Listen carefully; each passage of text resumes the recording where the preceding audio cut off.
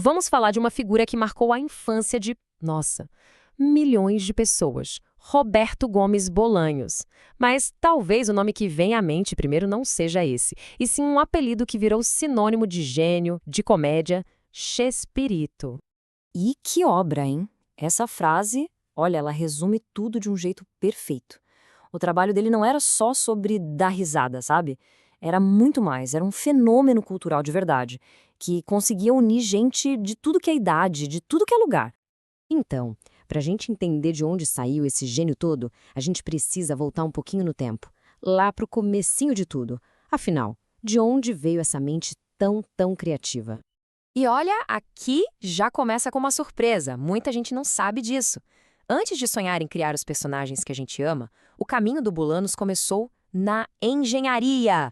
Pois é, isso já mostra que a trajetória dele para chegar no sucesso não foi nada convencional. Mas assim, não demorou muito para ele sacar que a verdadeira paixão dele não estava nos números, nos cálculos, estava nas palavras. Foi nessa época, lá pelos anos 50, 60, escrevendo roteiros para rádio, para o cinema, para a TV, para outros comediantes inclusive, que ele começou a lapidar aquele estilo único de humor que a gente conhece tão bem. E foi justamente aí que nasceu o famoso apelido dele. Chespirito, na verdade, é um diminutivo, uma forma carinhosa de dizer Shakespearecito, ou seja, um pequeno Shakespeare. Pensa só, os colegas de trabalho admiravam tanto o talento dele para escrever que o comparavam com ninguém menos que o maior dramaturgo da história. Que moral, hein? É um elogio e tanto. Bom, e foi a partir desse ponto que a genialidade dele realmente explodiu, e ele começou a criar os personagens que, vamos combinar, viraram verdadeiras lendas. Chegamos então nos anos 70, que marcam o começo da Era de Ouro do Chespirito. Foi quando ele finalmente teve o espaço dele, o palco para mostrar para o mundo as suas próprias criações. E mal sabia o mundo que estava prestes a se apaixonar completamente por elas. E o primeiro deles, claro, o Chaves. A história daquele menino simples, vivendo numa vila humilde. O grande segredo do sucesso do Chaves não eram as piadas super elaboradas. Era a conexão que ele criava com valores que todo mundo entende. Inocência, amizade, solidariedade. Ele era um símbolo da pureza, daquela resiliência que a gente vê no espírito humano. Logo depois, Chespirito nos apresenta um herói, digamos, bem diferente do que se esperava, o Chapolin Colorado. Ele não era o herói forte e invencível, sabe? Muito pelo contrário, era todo desajeitado, medroso, mas o mais importante é que a coragem dele aparecia na hora certa. O coração dele estava sempre querendo ajudar. E quem não conhece esse bordão, né? Ele resume perfeitamente o personagem. A vitória dele não vinha da força bruta, mas sim da astúcia e, vamos ser sinceros, de uma sorte danada às vezes. Era o tipo de herói que todo mundo conseguia se identificar. E aqui a gente consegue ver as duas faces dessa genialidade toda. De um lado, o Chaves, que ensinava sobre a importância da ternura, mesmo com todas as dificuldades da vida. E do outro, o Chapolin, que quebrava completamente a imagem do super-herói tradicional. Ele mostrava que ser herói de verdade é ter boas intenções, é ter a vontade de ajudar.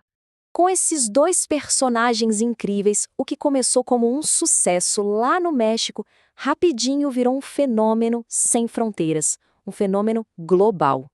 Aí a popularidade simplesmente explodiu. Nos anos 70 e 80, a Vila do Chaves e as aventuras do Chapolin viraram parte da rotina de famílias em toda a América Latina, na Espanha e muito além. E o mais impressionante era a facilidade com que ele quebrava qualquer barreira cultural. E para ter uma ideia do tamanho disso, olha só esse número, mais de 50 idiomas. O Chaves foi traduzido para mais de 50 idiomas.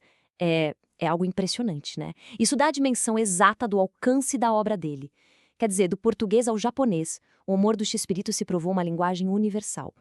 Ok, então vamos falar agora sobre o legado que ele deixou. Um legado que, sinceramente, parece mortal. Como ele foi construído e por que continua tão vivo até hoje. E é claro que com tanto sucesso veio muito reconhecimento, né? Chespirito foi homenageado, nossa, incontáveis vezes. E não só como um grande comediante, mas como uma figura central, uma peça-chave para a cultura da América Latina. Chegando nos seus últimos anos, mesmo já aposentado da atuação, longe das câmeras, ele nunca parou de criar. Ele continuou a expandir aquele universo que a gente tanto ama, publicando livros como O Diário do Chaves. Ele seguiu ativo até seu falecimento em 2014, deixando, claro, uma saudade gigantesca em milhões e milhões de fãs pelo mundo. E se a gente pudesse resumir o legado dele em uma ideia, seria essa: o humor branco. O que é isso? É aquele tipo de comédia que não precisa apelar, não precisa ofender ninguém para fazer a gente rir.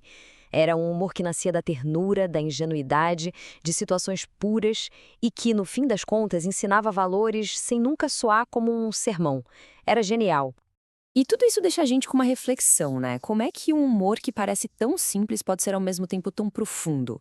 A genialidade do Shakespeare estava exatamente aí, em criar uma comédia que na superfície era simples, mas que por baixo tinha camadas e mais camadas de ternura, de humanidade.